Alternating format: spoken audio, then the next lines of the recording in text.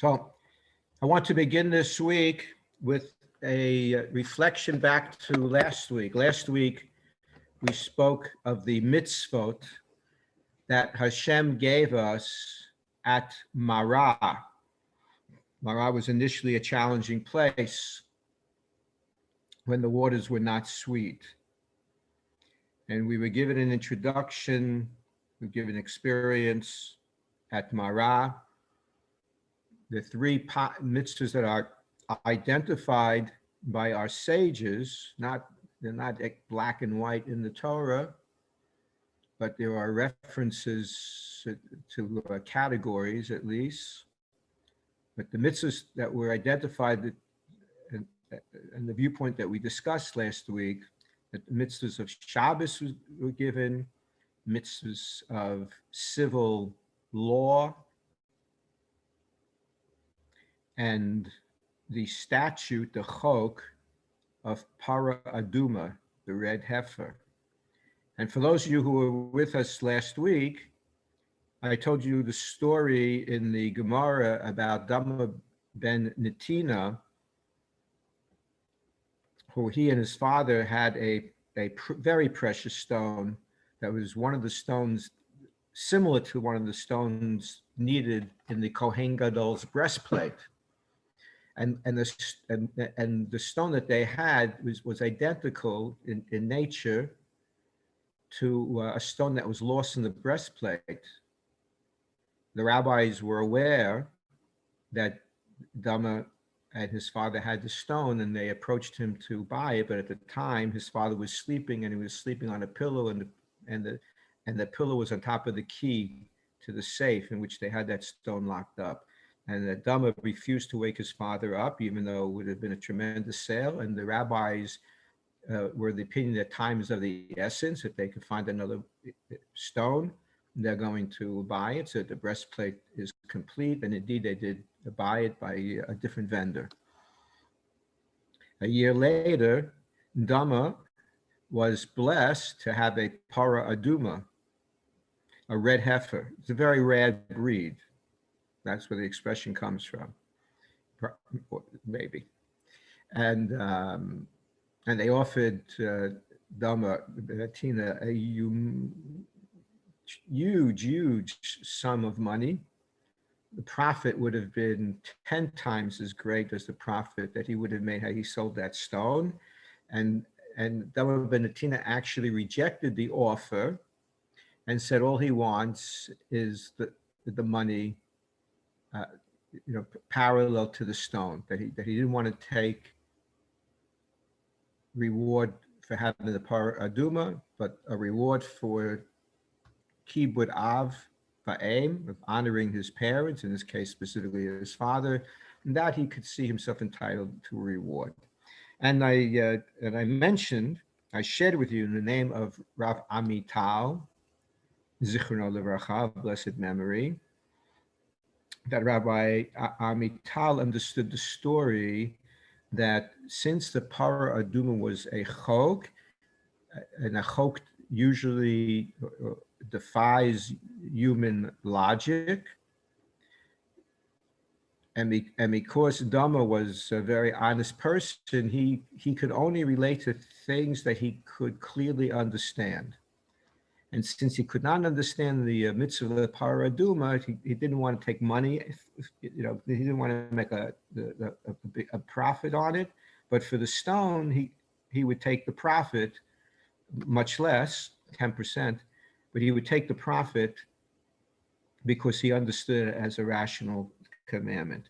So I just wanted to tell you that in our regular davening, our daily davening, we actually refer to this concept that we as Jews are prepared to accept the chok, the mitzvah which defies logic, and other nations have understandably have a problem with that. And that's right after we say Baruch She'amar, according to those who daven with the Nusach Ashkenaz. Right after Baruch She'amar, we have a piece that in the siddhas that give sources to it, they may give the source in Divrei Hayamim, but it also appears in Tehillim. and we and and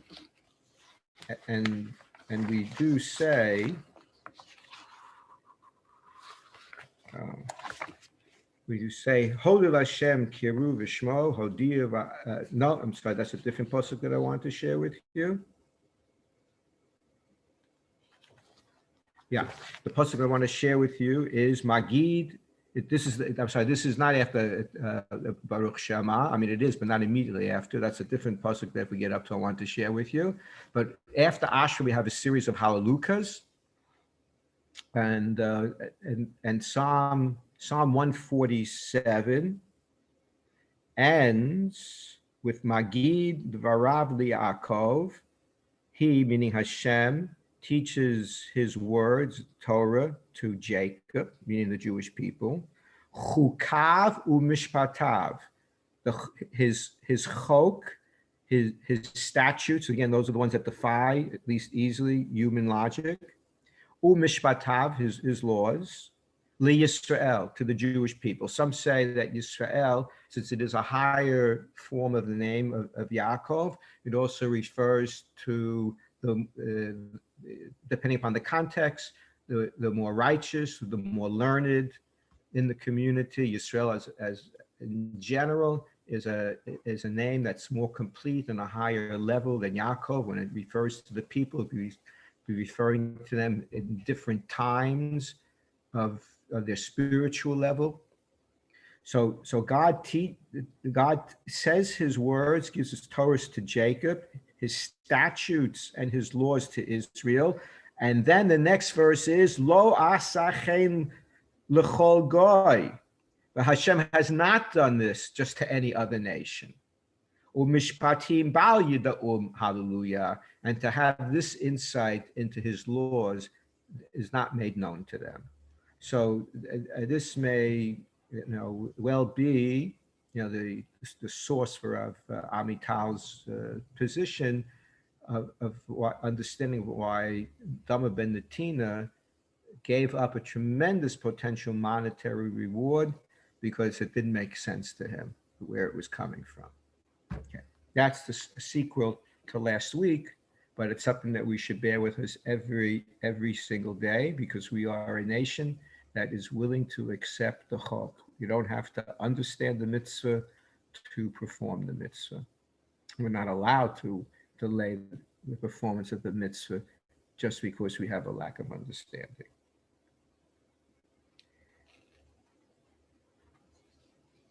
Now to our Parsha directly.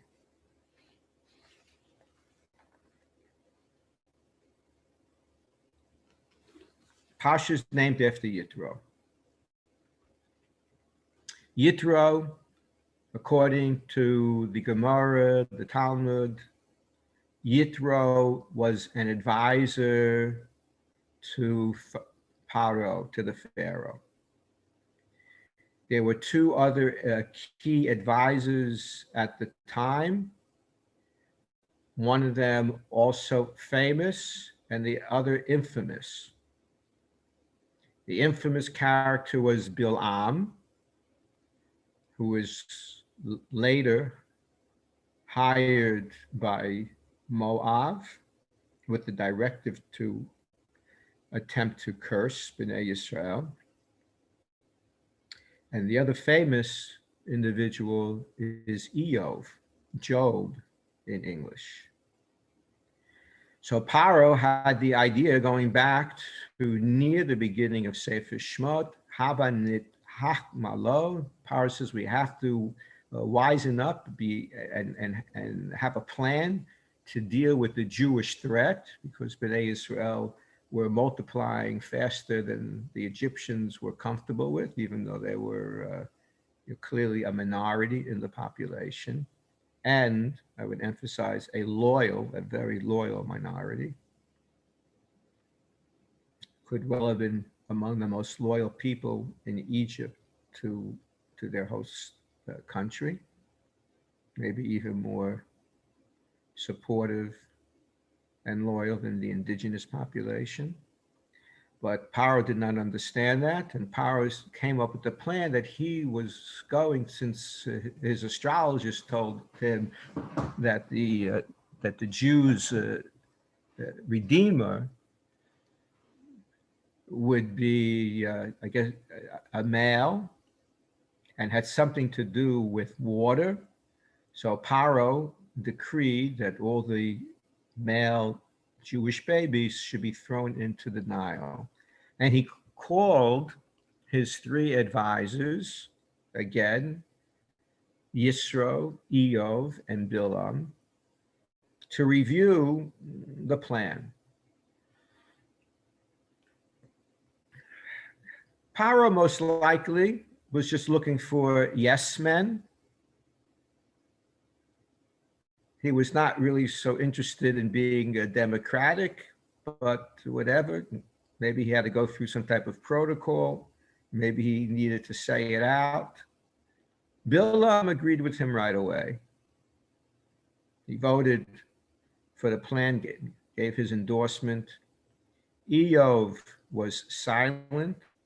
And when Yisro heard what Paro was saying, he ran away. He fled.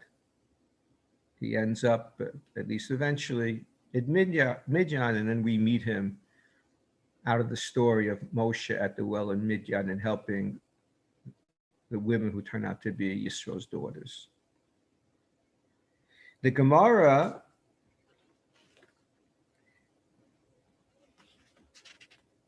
the Gemara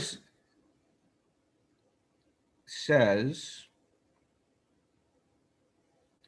that each of these three people received consequences, midah keneged midah, measure for measure. So Bilam is easy to understand, I think.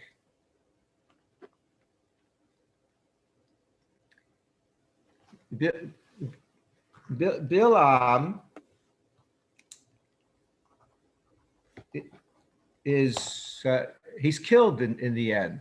He's killed by Bnei Yisrael in battle. Doesn't happen right away, but he is killed. It appears, intentionally. It wasn't coincidental. He was put to the sword. Now, Job, we may know, suffered tremendous tragedy in his life, losing his whole family. Cried in pain.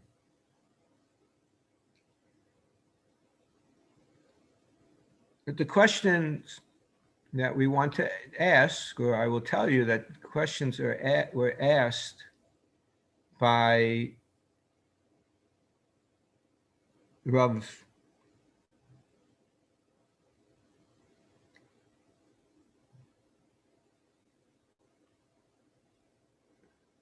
by the Rav that's known as the Grizz, Rabbi Yitzchak Zev Soloveitchik.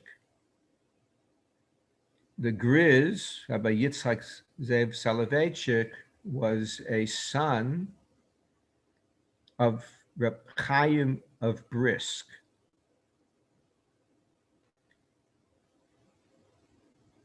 The Reb Soloveitchik that I often refer to, and Reb Soloveitchik, who was the head Rosh Yeshiva at Yeshiva University for 40 years, was a son of Rav Moshe Soloveitchik, who was a son of Reb Chaim. So Reb Soloveitchik was a grandson. And likewise, the Grizz, Reb Yitzchak Zev, also known as the Brisker Rav, was a son of Reb Chaim. His son was Rav Meshulam David Soloveitchik, who passed away this past Sunday at age 99 in Israel. He had been the Rosh Yeshiva of the Brisk Yeshiva in Yerushalayim, and died at age 99. But his father is the Grizz. Now I want to tell you another bit of information before I tell you how the Grizz answered his question.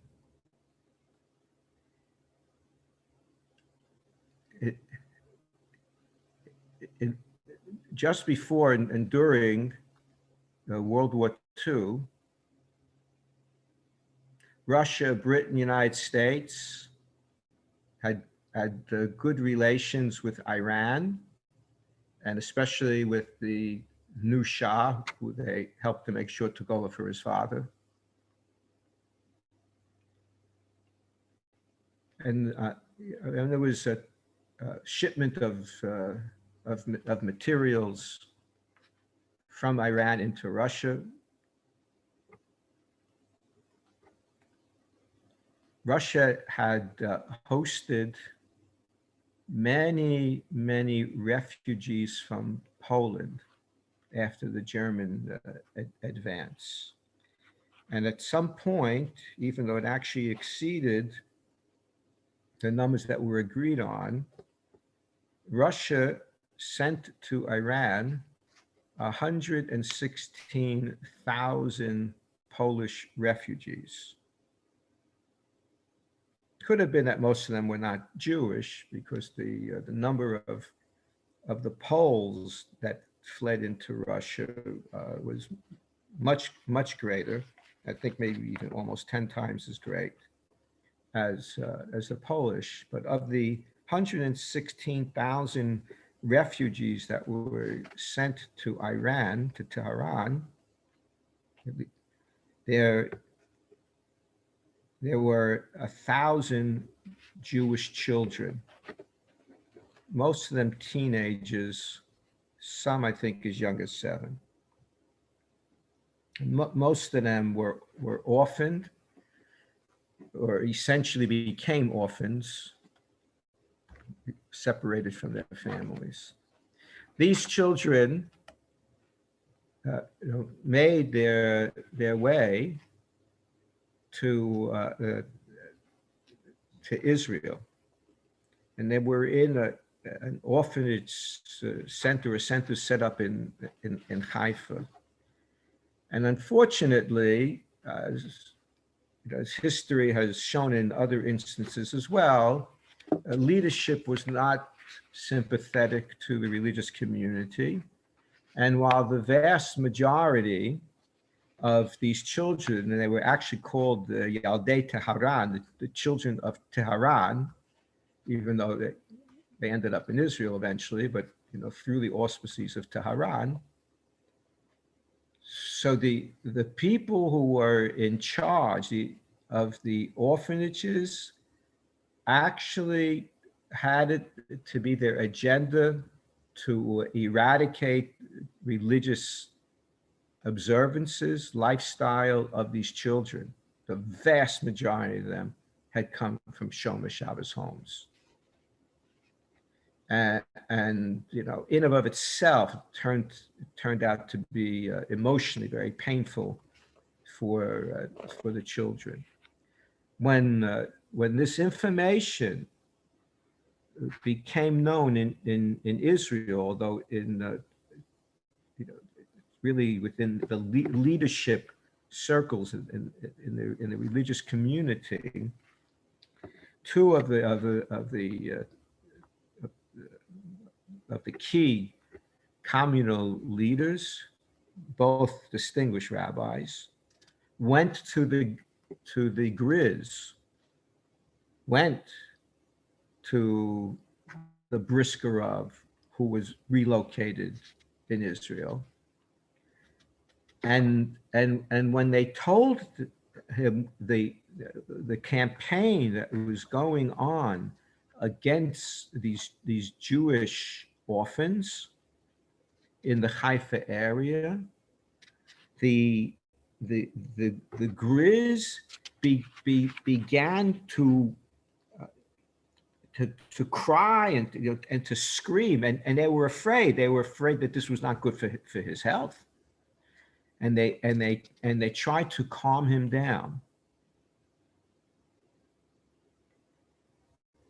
And when eventually he calmed down, he explained to them why he was in no rush to calm down, based upon our Parsha. And again, the question that the Grizz had on Eov is, what was the midah keneged midah, the measure for measure in punishment for Eov remaining silent?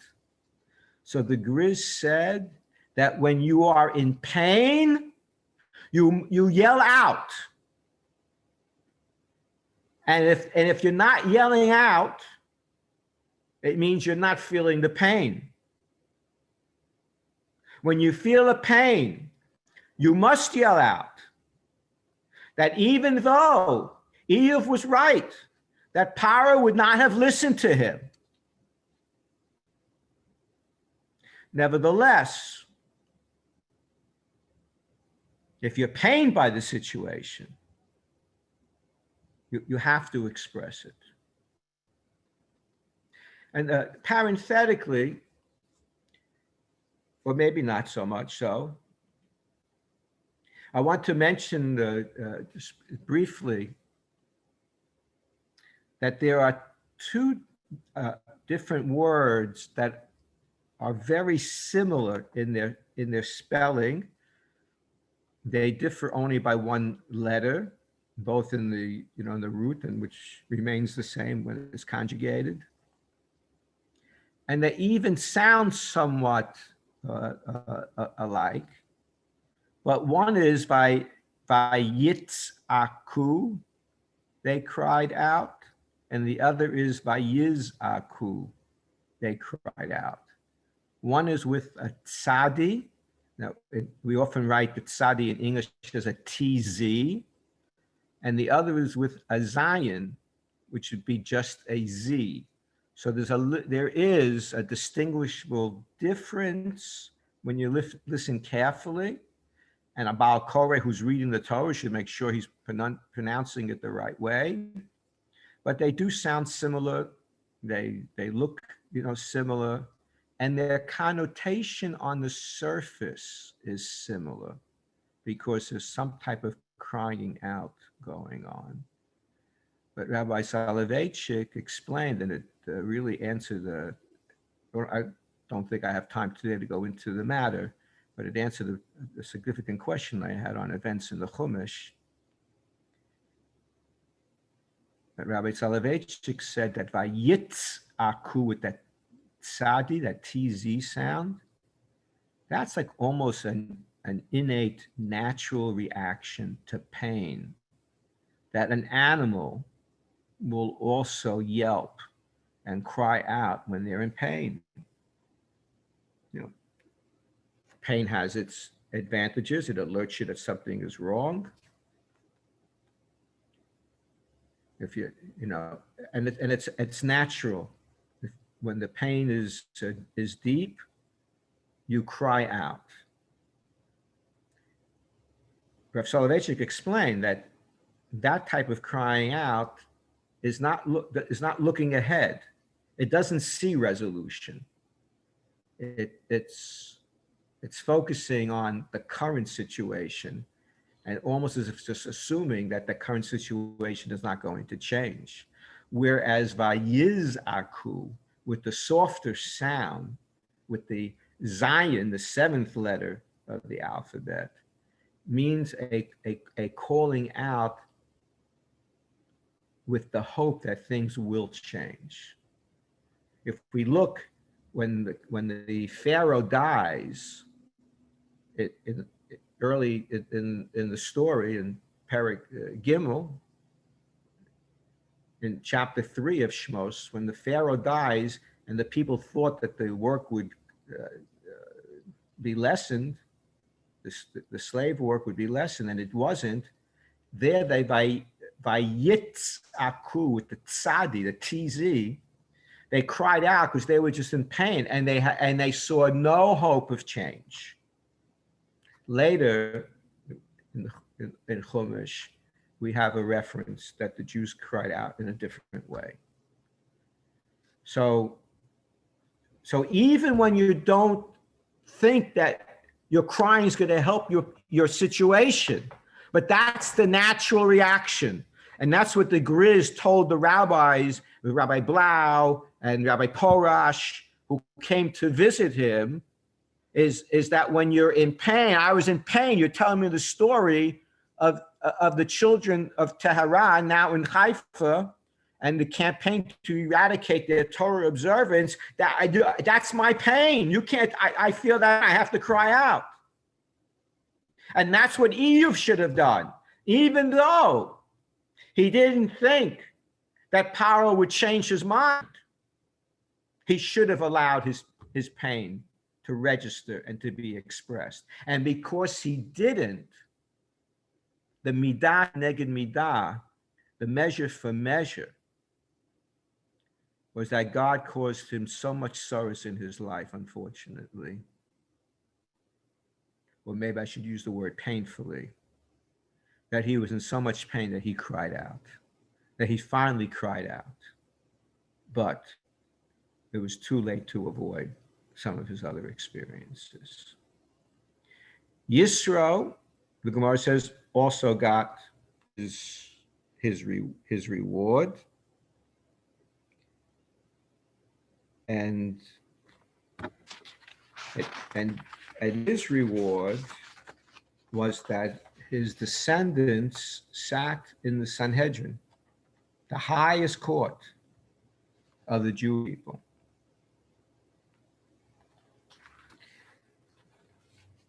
Now, interesting, that's the way the Gemara presents it. There are some that say that Yisro was given great kavod in his lifetime. Certainly, we see Yisro getting tremendous honor in this week's Parsha. He becomes the focus. He becomes a national celebrity. As Moshe's father-in-law, his name you could count up. You'll see. I didn't count them today. Or this week, but you'll be surprised maybe if you count out the number of times that Yisro is referred to, either by name or his appellation of Moshe's father-in-law, Chotein Moshe. There's many, many times listed in the opening part of the Parsha. He was a big celebrity. So some say he got this honor, maybe, and then the honor even may have gone beyond Bnei Yisrael, the people of Israel. But the viewpoint that only records that his reward was having descendants sit in the Sanhedrin, I mean, it would appear that Yisro never saw that himself. So we did, in one of our sessions, talk about the fact that sometimes God delays reward in order to benefit a future generation. And this would, that view that's recorded in Gemara Sota here would perhaps seem to be following in that path, while Yisro himself didn't receive a full reward. His descendants received it for him. And what was the reward, and how was it a measure for measure, a midah k'neged midah? Because Yisro was he was a key advisor to the Pharaoh. He was one of these three key advisors to Pharaoh. He had access to the palace. He was part of the leadership circle. So his descendants became part of the crucial leadership circle, the 71 elders, and not all of them, but to be among 71 elders who led the nation. So that's a story of the Grizz, father of Rav Meshulam David Soloveitchik, who passed away and buried this past Sunday at age 99. Zions of the tremendous Torah legacy and greatness of the General Soloveitchik family.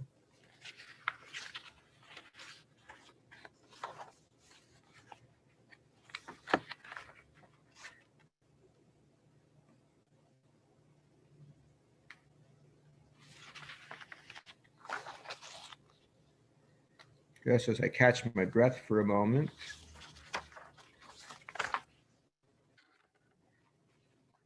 So I'd like to go back to the beginning of the Parsha. So if you have a Chumash, we're now talking about the beginning of Parshas Yitro, which is chapter Yud Chet 18. Let me read you the opening verse. Vayishma Yitro Chohen Midyan Choten Moshe, that Yisro, who was the priest of Midyan, the father-in-law of Moshe, heard Eit kol asher sa Elokim leMoshe u'liYisrael avo, everything that Elokim, God, did to Moses and to Israel, his nation. Ki hotzi Hashem et Yisrael miMitzrayim, that Hashem took the Israelites out of Egypt. Now, there is a lot of discussion about this. It seems that taking Bnei Israel out of Egypt has many dimensions to it. And so there are multiple sources, starting in the Gemara, who ask, well, what aspect of the Exodus did Yisro hear about and was motivated to come out and catch up with the Jewish people and seek to know more about God and to convert?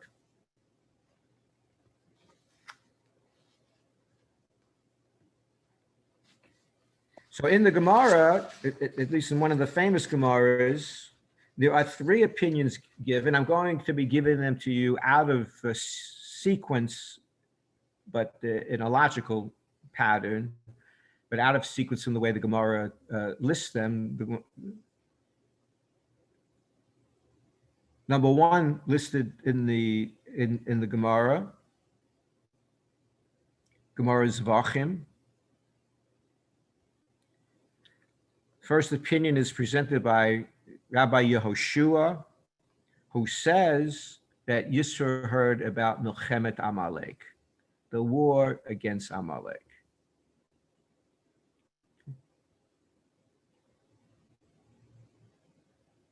And that the reason that Rabbi Yehoshua gives a reason for it is that if you would have your Chumash open, or if you'd be looking in the Torah scroll, and if you would start to read our Parsha and then decide to look back to the previous page, the previous paragraph, guess what you're going to find? The account of the war against Amalek. So Rabbi Yehoshua would be saying there's a natural sequence here, that we're told that Yisro heard something and came to Moshe. What he heard must have been the very first thing. Yeah, I mean the very last thing, the episode closest. Because if not, you could ask, as we'll get up to soon, if Moshe Feinstein in a way does ask, you'd ask, so why didn't he come from one of the other things? Why didn't he come, after the plagues, or after hearing that we left Egypt, or after the splitting of the sea? Why is he coming only, now? Because something about Amalek motivated him to come. That's Rabbi Yeshua's opinion. Rabbi Eliezer is of the opinion that he came after hearing about Yam Suf. The splitting of the sea. The splitting of the sea, we have testimony in the Torah itself that all the nations heard what was happening. And the third opinion, Rabbi Eliezer Hamodai, was that he came after Matan Torah, after the giving of Torah, which would mean to Rabbi Eliezer Hamodai that the arrival of Yisro is actually listed out of order. It's listed earlier than the actual. I'm sorry. Yeah, yeah. It's listed out of order because we haven't read the account of the Ten Commandments yet. So, and yet, we're saying that Yisro heard and came. So it'd be out of order, which is a problem for the Ramban, as it usually is. But I put it third because he is different. His opinion is different because he's looking at a different sequence, and there's something about the Torah that motivated the giving of the Torah that motivated Yisro to come. He wasn't there for the giving of the Torah for sure, according to this opinion. So those are the three key items. And Rashi himself cites two of them. And I want to share with you some words of Rav Moshe Feinstein concerning this topic.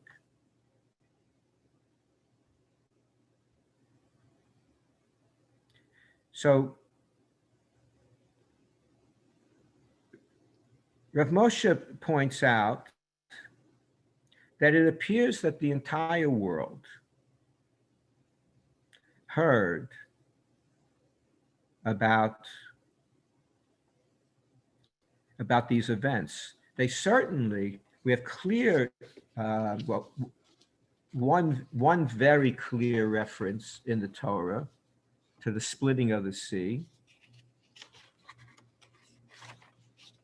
In the splitting of the sea, we're told that Shamu Amim Yirgazu, that the nations heard about the splitting of the sea, they trembled. Chil Achaz Yoshvei Palashet, that fear gripped the residents of the Palestinian Greater Palestine area. So that's a black and white reference in the Torah. There's a famous medrash that says when the Torah was given, there were great noises and the earth was shaking, and people came to Bilam, our infamous advisor to Paro, but he was a prophet in the non-Jewish world. They came to ask Bilam what was happening. Was God about to destroy the world? Was a flood coming? Was other kind of destruction coming? And Bilam says to them, no, God promised he wasn't going to destroy, wasn't going to send a flood. It's not going to destroy all the people. But what you're hearing, God is giving Torah to the Jewish people. So, and then Amalek, I guess it would not be difficult to imagine that a lot of people heard about the Jewish counterattack to Amalek, which was a face-to-face encounter with a very small band of soldiers, relatively speaking. Moshe, by God's word, appointed 300 troops. It was a miraculous battle as long as Moshe's hands were up in the air. And they almost always were. When they started to get a little bit tired, the two leaders that accompanied him held his hand so they would remain up. And as long as Moshe's hands remained up, and it helped to remind the troops to think about Hashem, basically that war was taken care of. And Amalek was a ruthless people. So if you defeat Amalek in battle, it makes the headlines in whatever fashion lines would be in those days. news would travel. So it would appear that that example as well, the world knew. So so why is it that Yisro, was different than everybody else? And so by Yishma Yisro heard, everybody else heard too. Why is it about Yisro? And if you want to say like Shema, we usually translate as hear, but it's not its only meaning.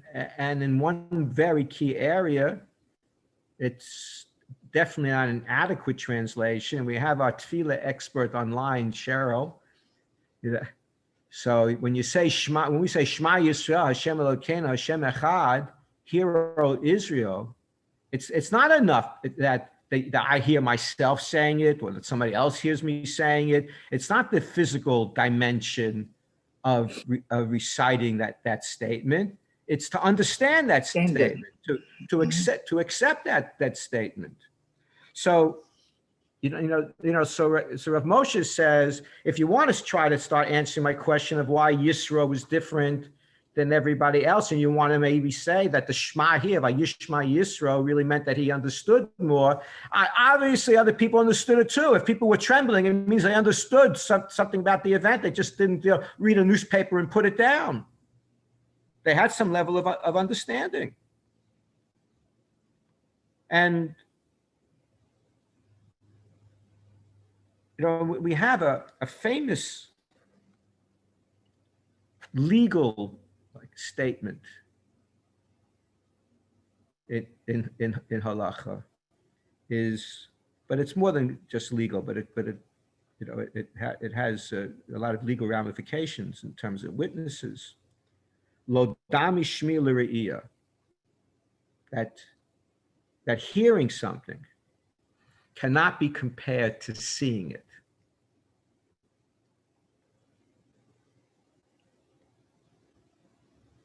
And even if you're convinced that it's true what you hear, it's still not the same thing as having your own personal experience with it.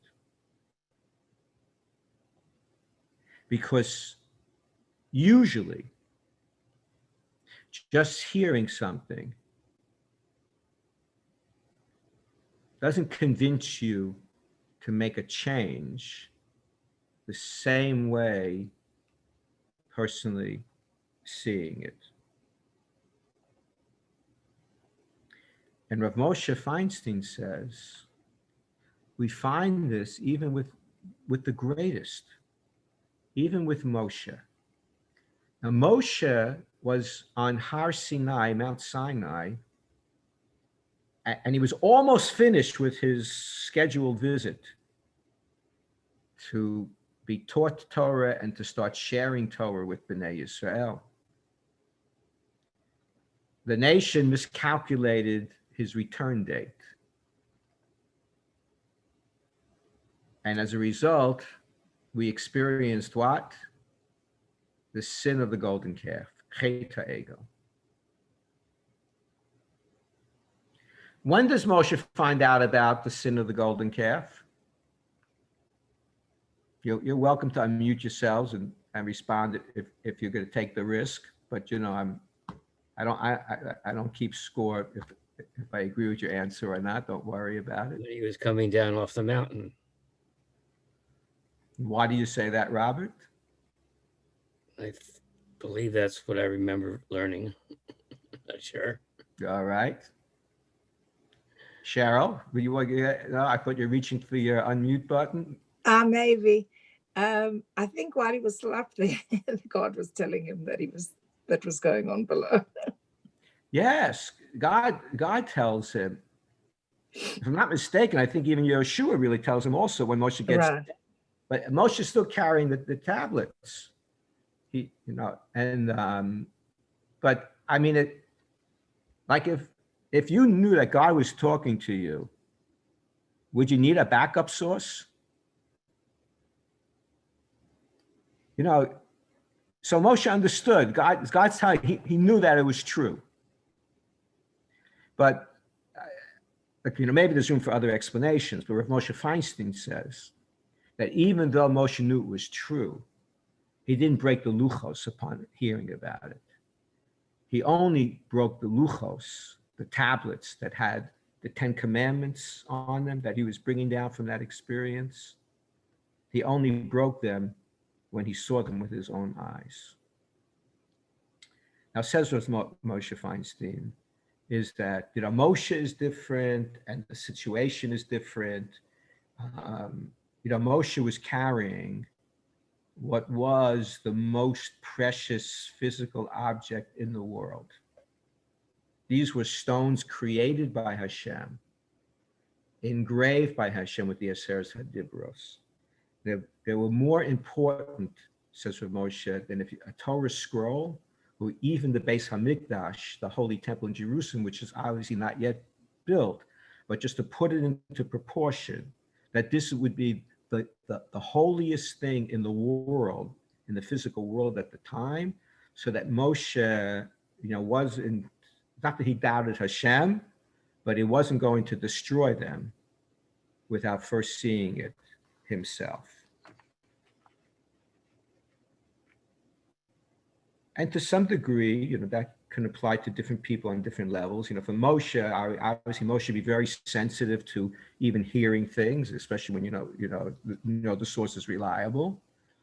But then you have to weigh it against what the implication is, and still, so even on this point, Moshe waited until he had the visual experience as well. And by Yitro, it's true that everybody heard, but Yisro's hearing went much deeper.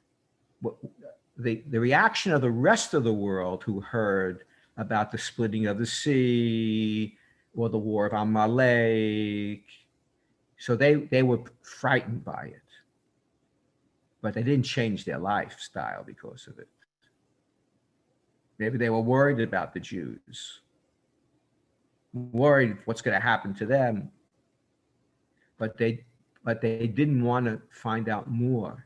They weren't interested in coming closer to Hashem or to the Jewish people, but Yitro was.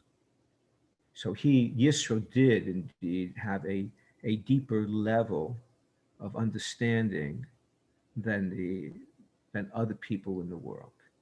I'm going to pause here just to allow you for questions or comments. And okay, any questions or comments? Rabbi, I have to go. We're on our way to Charleston, but have a good Shabbos to everybody. Okay, you'll have to ask me for the conclusion. I will. But okay, Mazel Tov to you on the Bar Mitzvah. Thank you. To you and Fran and the family. But the rest of you, if you don't have to go, let me tell you one more thing that Rav Moshe Feinstein says. Rav Moshe Feinstein notes what we'll read in the Parsha is that when there's a description later in the Parsha about what happened at Har Sinai, it tells us v'chol ha'am ro'im et hakolot ve'et halapidim ve'et kol hashofar, that all of the nation saw the thunder and the torches, maybe lightning, and the sound of the shofar, ve'et hahar ashen, and the mountain appearing to be in smoke. Vayar ha'am vayanu'u vayamdu merachok. They saw these things and they trembled and they backed away from the mountain because of being frightened by what was happening. But I only want to focus on one thing for right now. That's what Moshe focuses on, is all the nations saw things that you should hear. Yeah. The thunder, right. I get to see a lot of lightning here in Florida. It's beautiful, especially when you're indoors, protected. And we have thunder too, but I never see the thunder. So somehow Hashem made it that we should be able to see the thunder. And Rav Moshe says that that's a message for us, that we have to know the Torah and take it into our hearts as if we actually saw the revelation. But the closest that we come to revelation is what we learn from our teachers. Yes, sometimes we're our own teacher, or certain sparring become our teacher. But with all the greatness, I mean, it's amazing today, the amount of volumes that are published that are a reasonable price, that are available free on the internet today. It's amazing how many sources we have. But with it all, we never put aside the value of a teacher, because a teacher still can convey more than the printed word. But so our learning has to be to be so deep. We got to be sensitive to it. And then Rav Moshe flips it around, maybe, if you use that word. He doesn't use that expression. I'm using it, and says that this puts a tremendous responsibility on the teacher of Torah, because the teacher of Torah has to make sure that he or she is teaching it crystal clear so that people get the real message. So with that, I want to re-emphasize that I always welcome your questions, because that's my responsibility, is to welcome your questions. Unless a question is meant to, only asked to cause problems or to derail somebody. Otherwise, no question is silly. Every single question is important, and you know that the very first word of the Talmud is a question. Me'ematai. From what time do we read the Shema? May we read the Shema? So I have a questions question, are Rabbi. always in order. Okay, take it away, Rebecca.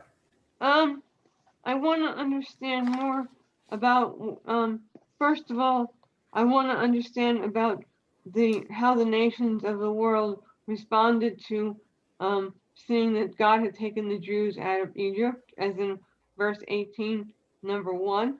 You talked about it in Hebrew and about the splitting of the sea and the war against Amalek. And 2, I wanted to clarify what happened with the golden calf. Okay, well, none of those, I don't really have time for too much of that. I mean, the golden calf, we have time to talk about the golden calf, maybe, since the actual episode of that happens, in Parsha Ki Tisa. So maybe you'll remind me next week, which will still be in advance, and maybe we'll make it a topic of the discussion. It's hard, a little bit, teaching is an art. So, sometimes the artist is motivated by different things at different times. So we'll see, but I could try to address it in the future. Okay. And the nations reacting, the nations reacting. It's true, actually. The verse that I cited for you in Anzia Yashir was also the reaction of describing the reaction of the nations from the Exodus. Not just the splitting of the sea necessarily, and part of Amalek's sin is that they broke the ice, because the non-Jewish world was trembling, and nobody wanted to touch Bnei Yisrael, but Amalek does, and I guess again it's clearer of what's coming after the sea, because if it was a total trembling just from the Exodus itself, we know that people were afraid of battle, and God took us a more circuitous route so that we shouldn't be exposed to any attacks on us, according to one understanding of it. So it wouldn't be the same shield that was there after the splitting of the sea.